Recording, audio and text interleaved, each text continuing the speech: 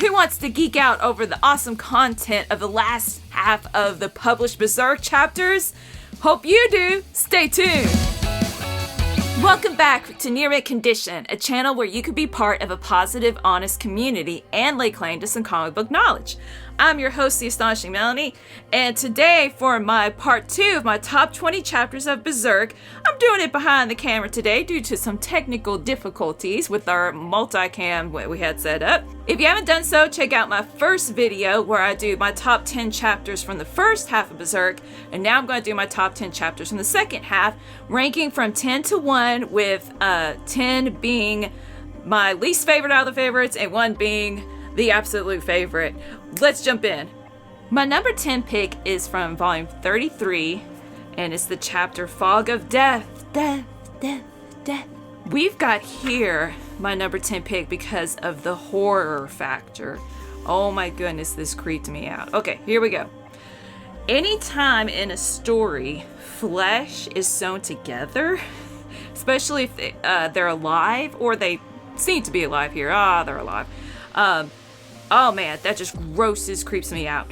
So the emperor is going to use this apostle made of flesh machine to reincarnate himself another time again, one more again, and he'll become an uber apostle that's like connected to the deepest level of the astral world because Griffith whooped his butt and he wants to get revenge. He's got this fog of death emanating that's sucking up life force and flesh and bringing it back to the nasty machine. Ooh, look, I bounced the camera. Nasty.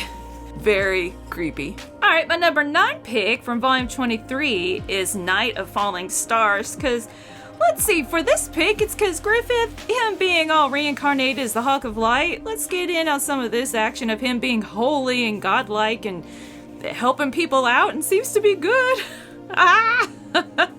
Sonia, I love Sonia. I love how just over the top in love with Griffith she is, and believing in him, and everybody is, right? So she's introducing Mule, an unfortunately named person, to Griffith, and he observes him helping families lay their loved ones to rest with all the spirits that are drawn to Griffith. And Mule's like, oh dang, I gotta pledge my sword to this dude. I don't know why, it's my destiny. For my number 8 pick in volume 24 is the chapter Magic Stone.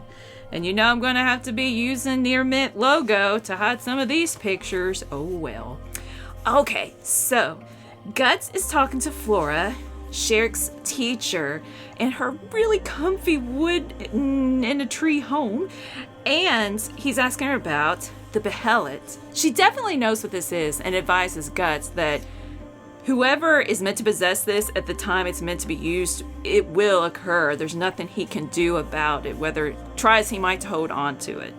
And she understands he doesn't want to become an apostle with it. However, of course, she's got to warn him about how dangerous this thing is. I like in this chapter how some questions are answered and others raised about the nature of the God Hand and the Behelit. How Sherrick is very determined to understand what's going on and eavesdrops, and then at the end Flora's like, well, guess what? You're gonna go follow him and learn about the world. Awesome. My number 7 pick is from volume 25, the chapter Taint. And this is a trigger warning for sexual assault before I talk about this chapter. This chapter is number 7 due to the horrific nature of the evilness, the wickedness that's going on with Farnese taking care of Casca as they are trapped in a a troll's den. And how Farnese, she's really grown as a character, as a person, because she is taking care of Casca. She is responsible for somebody other than herself, and it's really cool to see that growth. And she definitely displays strength of spirit in this chapter when they witness these trolls raping women, and then the demon troll babies bursting out of their bodies is just, so evil, wicked, and horrific, and the stuff that these characters have to go through. My number 6 pick from volume 26 is the Berserker Armor Part 2.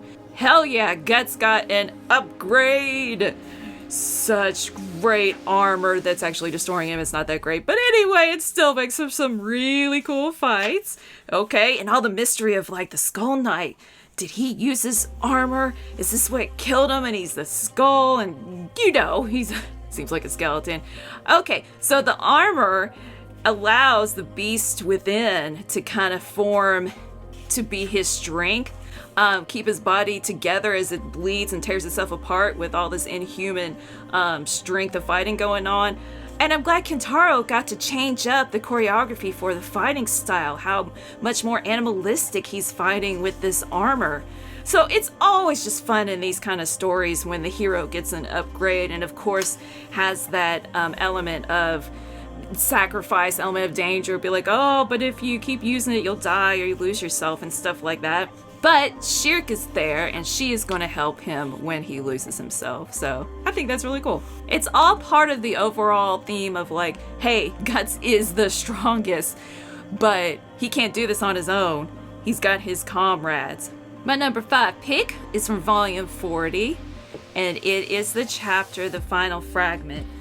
Man, Shirk and Vernice traveling for what is really just a couple hours, right, in the real world, but it's like years for them, trying to get all the fragments of Casca's mind together in her psyche to heal her.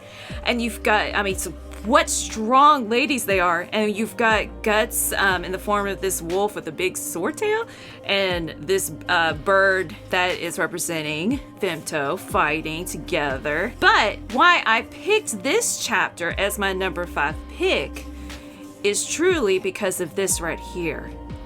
Shirk seeing her mistress, her teacher again, turning into who she truly is in the astral world, and how she had promised they would see each other again in dreams. And oh, I don't know, can you see the goosebumps? I would love to have that. I would love to have a teacher who had a lot of, so much faith in me, so much love in a very obvious, unconditional manner, and spurring me on. That's just, I think that's really nice. Number 4 pick is from volume 28, The Kite and the Owl of the Wharf.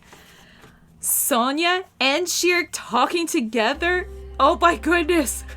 I love things like this in stories where two characters meet that have no reason to meet and don't understand what's going on in the lives of the other ones and become really good friends, and you're like, oh, if they see each other on the battlefield in the future, what's gonna happen? No, they've got to stay friends. Oh, the drama. Okay, so Sonia coming up and being like, hey, let's be friends, you magic girl. I'm magic too. And, you know, she's just very confident and a little crazy. I would be friends with her, sure. And how she's revealing how hard she works for the person she believes in, and how she can tell that Shirk is in love with somebody. But the two dudes that they're in love with are like mortal enemies. They're adorable. And their conversation is so insightful, and yet not insightful because they don't know what the other one's talking about. Just wonderful writing. Good job, Kentaro. Number 2 pick from volume 34 is the chapter Fissure. Here's Skull Knight again. Oh man, so many mysteries about him. And probably stuff that may not be truly a mystery, I just don't understand, but anyway. He's cool, and you've got Zod here. And why's he got a sword of Behelitz that's wrapped up all in these vines and such? What's up with that? And he's always showing up when the god hand's around. Okay, but Femto's gonna take that fissure, put it on old dude's head, crack it open to let his wonderful light of the world out and recreate anew in his own image. Even though he's Femto, he turns back to the light of the hawk. Really cool turning point in the story. I wish I didn't know what was going to happen so I could read this again and be like, whoa! My number 1 pick, probably obvious, but there's a reason for it, so who cares? Volume 40, the chapter on the sun-dappled ground. Casca is restored. Oh my gosh, after how many years of being Elaine, she's finally restored. She's back to herself. And look at that. She looks different. I mean, I know her hair's long, but still, it seems like her face is a different shape, more elvish than it was before. It's really cool how she remembers what has happened to her and how she thanks the people for their kindness. And it's just a very warming victory. Like, yes, it happened. Side note, though, I don't like this.